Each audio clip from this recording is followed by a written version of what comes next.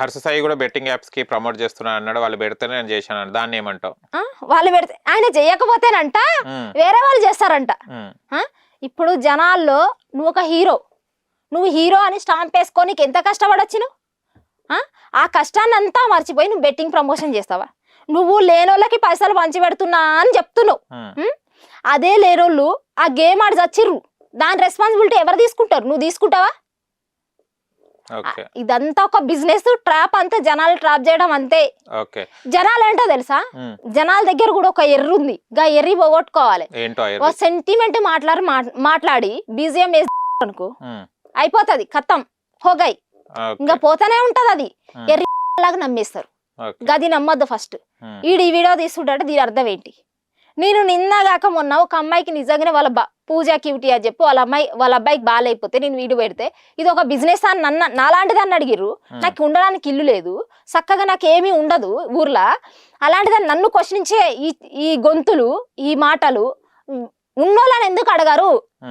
అందరు హర్ష సాయి లాంటి మీద ఎందుకు ఫైట్ చేయరు, లేకపోతే వేరే వాళ్ళ మీద ఎందుకు ఫైట్ చేయరు? అట్లా ఎక్సెట్రా ఎక్సెట్రా ఈ బెట్టింగ్ యాప్స్ ప్రమోషన్ చేసేటోళ్ళ మీద ఎందుకు ఫైట్ చేయరు? గది నా పరేషన్, గది నా చింత అంతా. చేసినావు కదా వీడియో, దాని మీద కూడా చేసినా, బరాబర్ చేసిన. ఏమన్నారు కామెంట్స్ లో? నీకు కామెంట్స్ లో ఏమన్నారు? లంజడుకులు నన్నే వేసుకుంటారు, వీళ్ళకి అర్థం కాదు. మంచి చేసినావు అనుకో అర్థం కాదు, నువ్వు ఎవడన్నా చెడు చేసినావు అనుకో మంచిగా ఉంటది. ఇప్పుడు ఒకరిని రేప్ చేసేటప్పుడు వాళ్ళు వెళ్ళిపోతారు, ఒక పోరిని ఎవడన్నా 10 మందిలో రేప్ చేస్తుంటే వెళ్ళిపోతారు చేతగాని సౌటల్లాగా. అది ఏం చేసినా దాన్ని అందుకే రేప్ చేస్తురు అని అంటారు. వచ్చి 10 మంది 10 చెయ్యిలేసి అది మంచి గాని దొంగ గాని ఆడికొచ్చి నువ్వు గొంతిప్పి మాట్లాడు, అది జరగదు అన్యాయం. గది వీళ్ళు చెయ్యరు, వీళ్ళకి గొంతులు పడిపోతాయి. ఎవడన్నా నాలాంటి వాడు తగిలితే, ఆనెస్ట్ గా మాట్లాడే తగిలితే వాడిస్తారు. అది ఇప్పుడు రీసెంట్లీ మన సోషల్ మీడియాలో చూస్తే కనుక రాజ్ తరుణ్ లావణ్య గురించి తెలుసు కదా, తెలుసు. దాంట్లో ఎవరిది నీ ఎగ్జామిన్ నీ ఆలోచన ప్రకారం ఎవరిది తప్పు ఎవరిది ఒప్పు?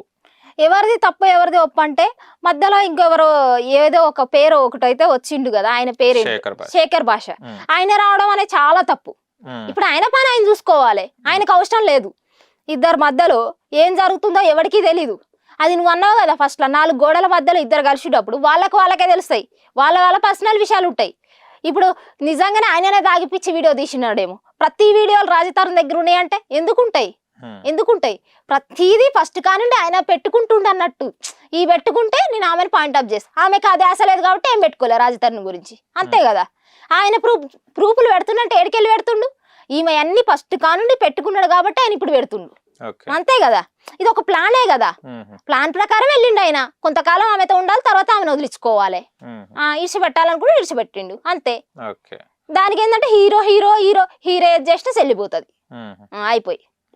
ఇప్పుడు ఆమె ఎడిపోయినా ఏం కాదు.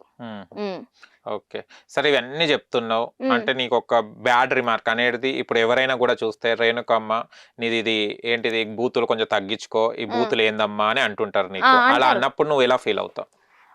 బొచ్చుబి పరగబడదు. అయ్యో, బొచ్చుబి పరగబడదు. నాకు ఎందుకు పరగబడదు అది ఇదని మీరు అడగచ్చు.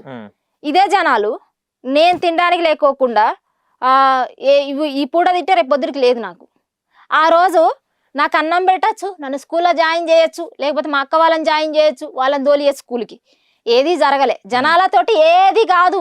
కట్ట మాట్లాడడానికి ఉట్టి నోరుంది, దానితో ఎన్నైనా మాట్లాడతారు, 100 మాటలు. ఇప్పుడు నేను ఒక పిల్లగాడు అడుగునా కూడా వాడిని తీసుకోవాలి, ఎందుకు చదువుకుంటలేవరా బిచ్చపల్ల పిల్లగాడు కనిపించిన ఎందుకు చదువుకుంటలేవరా అని గంటలు మాట్లాడి వాడిని తీసుకుపోయి స్కూల్లో జాయిన్ చేస్తాను నేను. అంత కాకపోతే గవర్నమెంట్ వాళ్ళకి కాల్ చేసి చైల్డ్ లైన్ కి అట్లాంటి వాళ్ళకి కాల్ చేసి కూడా అన్న తోలుకోవద్దు అని చెప్తా. బొచ్చుబి వాళ్ళకి అది కూడా చేత కాదు. వాళ్ళందరూ వచ్చి నా ముందు మాట్లాడతారు, ప్రతి ఒక్కడు మాట్లాడతాడు, పడ్డోడి మీద 10 రాళ్ళు వేస్తారు. అంటే అట్లా మాట్లాడినప్పుడు ఏమనుకుంటాను నేను అదే కదా, నాకు అవసరం లేదు అనుకుంటా, అంతే. ఇప్పుడు నేను చెప్తున్నా కదా, నా తినడానికి తిండి లేనప్పుడు, కట్టుకోనికి బట్ట లేనప్పుడు, ఒక పూట తింటే మొద్దు బియ్యం అన్నం, 2వ పూటకి లేదు నా ఇంట్లో అన్నం. మా అమ్మ కల్లాలు చేసి వడ్లు సంపాదించి అదే వడ్లు తీసుకొచ్చి దంచి కష్టపడి మిల్లుకి పంపిస్తే పైసలు లేక అద్ది దంచి మాకు వండి పెట్టిన రోజులు ఉన్నాయి. కొత్త బియ్యం వండి పెడితే అది ముద్దకు ముద్ద అయిపోతే అది ఏదో ఒక చారు పోసి ఇచ్చిన రోజులు ఉన్నాయి మాకు. ఆ రోజు ఎవరైనా వచ్చిరా, అరే వీళ్ళు మా వాళ్ళే వీళ్ళని మంచిగా చూసుకుందామని వచ్చిరా? మేము ఆడపిల్లలమని ఎవడన్నా సరే మమ్మల్ని దగ్గర తీసి వాళ్ళకి పెళ్లిళ్ళు చేయాలి, వాళ్ళకి పేరెంటాలు చేయాలి, పురుళ్ళు చేయాలి, పుణ్యాలు చేయాలని ఎవరు డేకలే.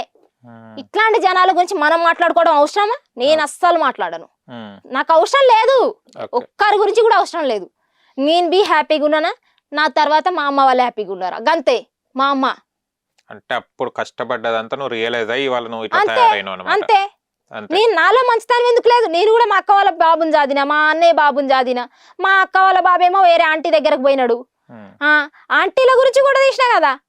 ఆంటీలతో అంటే ఆంటీలు అనే ఈ రోజుల్లో ఆంటీలు ఎట్లా తయారయ్యారంటే చిన్న చిన్న పోరగాళ్ళని ట్రాప్ చేస్తారు. గదైతే చేయకూడదు, అది చాలా తప్పు. నీ కొడుకు వయసు కంటే చాలా తక్కువ చిన్న పోరాన్ని కూడా ట్రాప్ చేసింది.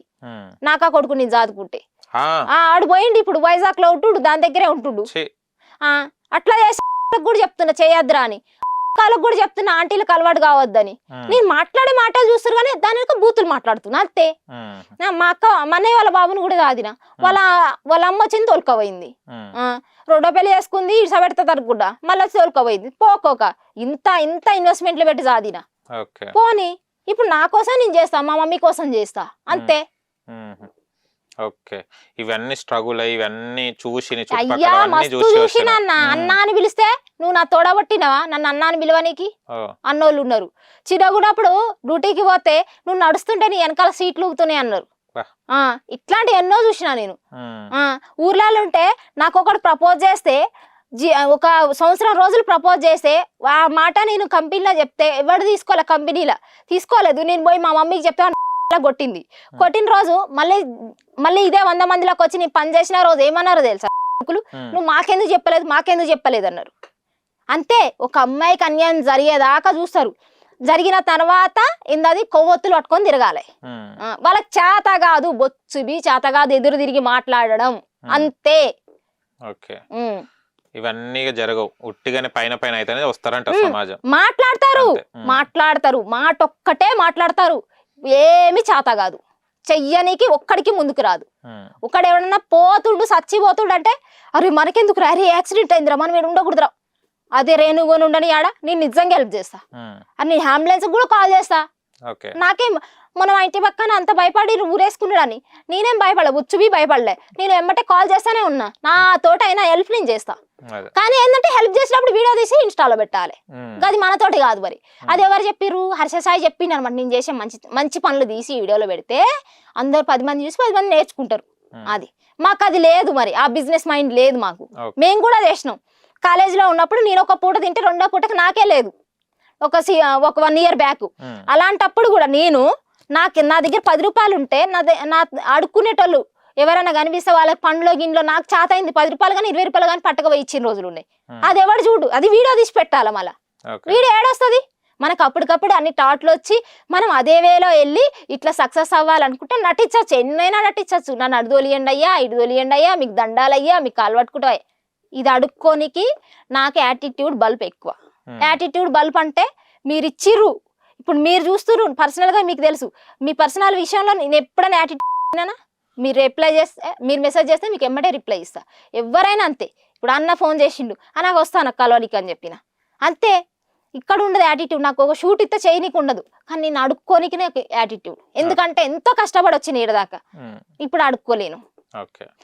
నా టాలెంట్ చూసి ఎవరైనా ఇచ్చిర్రు అనుకో చేస్తా, ఏదైనా చేస్తా అంతే.